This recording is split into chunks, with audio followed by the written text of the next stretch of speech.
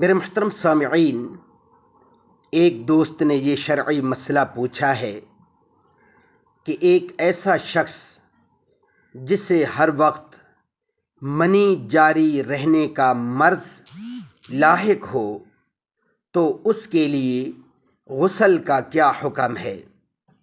تو میرے محترم سامعین، اس شرعی مسئلہ کے جواب سے پہلے آپ حضرات کی خدمت میں گزارش ہے کہ میرے اسلامی چینل ذوقِ اسلام کو ابھی سبسکرائب فرما لیجیے تاکہ آپ حضرات تک مستند شرعی مسائل پہنچتے رہیں۔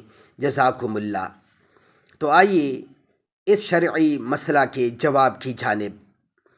میرے محترم سامعین، جس شخص کو ہر وقت منی جاری رہنے کا مرض لاحق ہو اس کے لیے غسل کرنا فرض اور واجب نہیں ہے کہ وہ ہر وقت غسل ہی کرتا پھرے، البتہ وہ ہر نماز سے پہلے وضو کر لے اور اسی حالت ہی میں نماز ادا کر لے۔